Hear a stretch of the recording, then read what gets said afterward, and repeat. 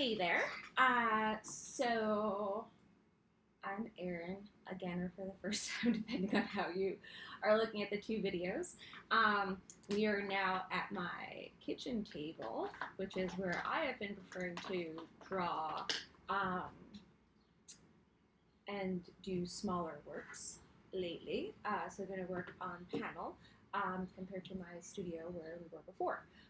So I'm not going to make this, super long, but just to give you an idea of the process, and starting with the actual unveiling of the compost. So you see here, this is my Carvel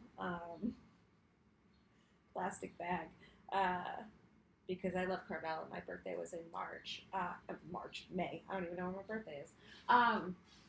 And yeah, so I use any plastic bag, and like I was saying, I save all this stuff in my freezer in order to then usually put it out in the brown bins with garbage for New York City sanitation, which seems weird as I say that so much, like I'm just like this big endorsement for it, but it is. It's a great program, and I happen to live in a neighborhood that actually does usually do that. But as mentioned before, or the first time now, that during COVID that's been suspended, but I've still been saving my frozen food and utilizing that as a self-portrait in a way, but also thinking about how the things that we eat and thinking about the time and how I eat this, then it goes to the compost, it breaks down, and then that can be used in the future to fertilize other new growth. So it's always about growth and decay. So I'm still doing this because luckily I actually have a friend that has a house, which is crazy, and they do compost. So I've been saving, and then will bring my compost on my bike, which all seems really ridiculous, but I've maintained that I'm going to be committed to this. So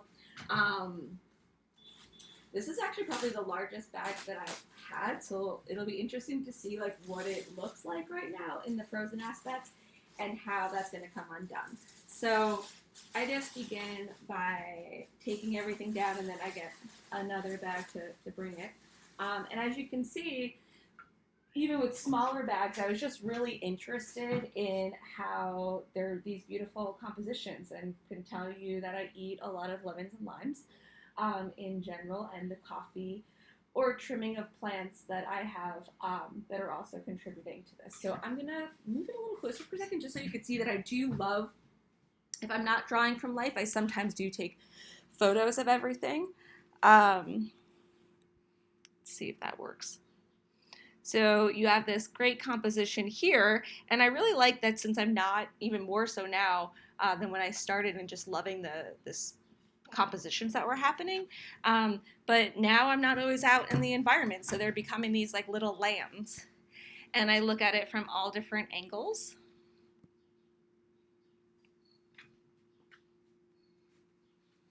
And we'll move it around. So in addition to the fact that this is going to slowly melt, or more quickly melt these days, I will spin it to layer the different textures and shapes that are happening here. So that's not as well seen, but okay, you get the point. So I've got all of these things, and I have to say I'm really happy with the side that I opened. So what I'm going to do now is put this back, and not have you draw with me the whole time, but that you could see a little bit of how I approach this, because not only is it going to fall, but we're also going to see how I use a lot of different materials. And when thinking about drawing in general, I love to have a variety of different line qualities and textures that are coming. So I use a lot of different materials. So you can see my markers are laid out. I have been drawing a lot, so this is actually a lot less than I usually have. I'm super loving right now that this is giving off the freezer vibe, so it's pretty cool sitting next to this right now. So I've got my markers that I use, and I use a variety of things, and I always think that that you should use whatever you have. So even whether I'm teaching kids or my college students, is that it doesn't matter. So there's all the different markers that have different points. So some of them are going to be, really thin, some thicker, some are Crayola, some are high-end Prisma markers. I also have a bunch of my Conte here, so for black and white and some other colors that exist. And for now, I'm just going to be working with my watercolors. When I decide to add acrylic or oil paint, that's when I leave my kitchen table and work vertically on the wall in my home studio. So starting with that, sometimes I start with pencil, but lately I've been really enjoying the Conte and working with that. So I try to start quickly because this is going to start melting, especially now that it's summer, a lot more quickly. And the composition as a whole, sometimes I have compositions that everything's going to be contained. This seems quite large right now, so I don't think that's going to work. So I'm also going to see how that can spread out on the substrate. So I just go right at it, to be honest with you, and just start drawing usually from the middle to get some idea of what's happening here. And I try to go messy because I like the layers, because the layers also, when thinking about time in general, I can think about time in relationship to the concept, but it's also the time that it takes you to draw things. So I like how the layers build up, which is just another way of demonstrating how time can be achieved in a two-dimensional form. And some of it will be, thrown away, and others will remain, and some will be messy, and some may be clean. But since I'm starting with the middle, I'm starting with all my coffee grinds here, so the black is actually really working there. And I'm going to flip. For me, I do like to change the color that I'm working in just because it makes me understand it a little bit better. But sometimes, I will just work in pencil or one color at the beginning. But particularly when laying out the composition, trying to be quick about that, the color change can help it to stay a little bit more understanding.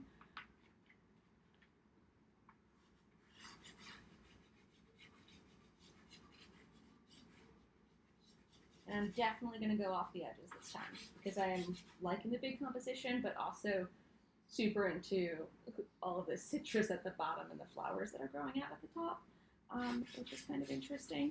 And I'm just laying down shapes. I mean, I think that is important to think about. Nothing needs to be beautiful at the beginning to just gain an understanding of where things are. You can also see, I was talking in the other one about corn husk. I've been eating a lot more corn lately, which I find interesting.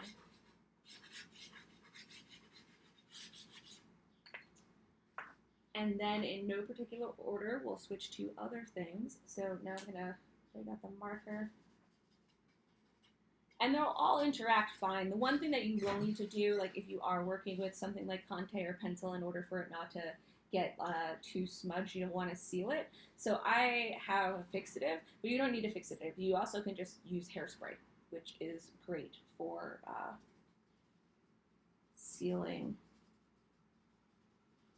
any sort of chalky medium that you'll be working with.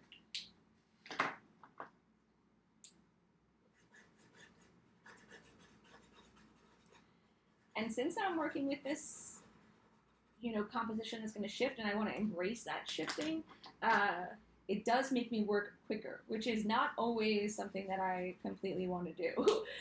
So it's kind of fighting some of my tendencies in general. If I get too persnickety about how a composition is, or how I'm going to, make a preliminary sketch at times compared to other times where I'm just going to go much larger. So if nothing else, if you do have the tendency to want to really think about how to lay everything out and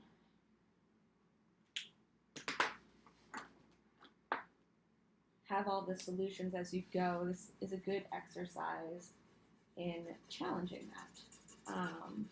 which I think is always good.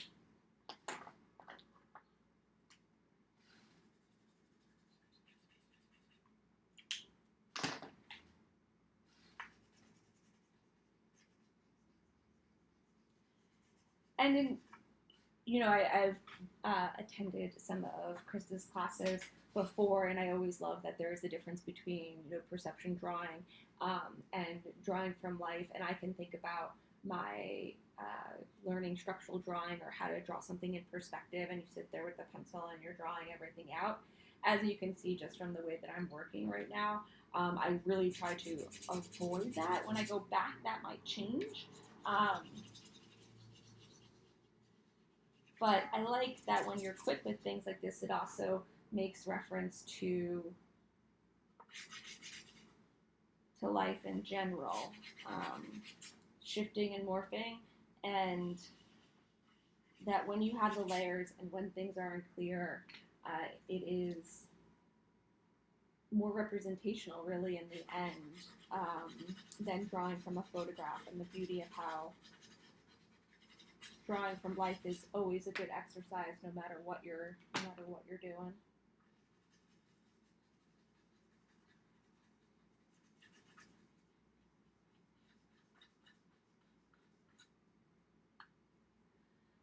And then from there, I haven't fixed this like I was saying with the fixative, but just to give you like a little bit of an idea, I'm gonna, right now you can see this is the drawing. So this is laying out basic stuff. I'm not gonna go over that yet with the watercolor because it will smudge everything, but in my always wanting to have a variety of mediums, to show how that can come into play.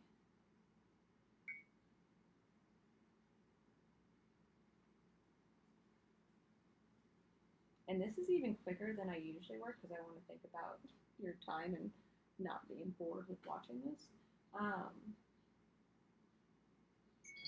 which is a great exercise for me, actually, in general.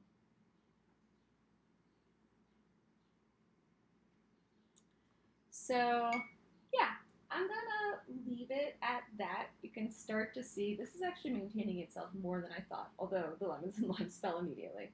But you can see that things are starting to fall over to the side, and then I would just change that as I go to the next layer of this composition and what I'm trying to achieve. So that shifting and everything does start to abstract stuff. And this is where I am right now in my very quick layout of what I'm doing, and I'm going to keep working on this, and we'll be joining you guys for this week's session. So, now I have a deadline. I have to make sure that I finish this, aside from the fact that it will melt. Occasionally, I may put it back together and put it back in the freezer, and then take it out, which can also be a lot of fun because then it's going to have a new shape as well. So it becomes, as much as it's the breaking down of things, it's its own entity. So its form is going to be constantly changing, and whether or not, or how I depict that in the canvas is always going to be different as well. So thanks, guys, and I hope that this was useful. Okay, bye.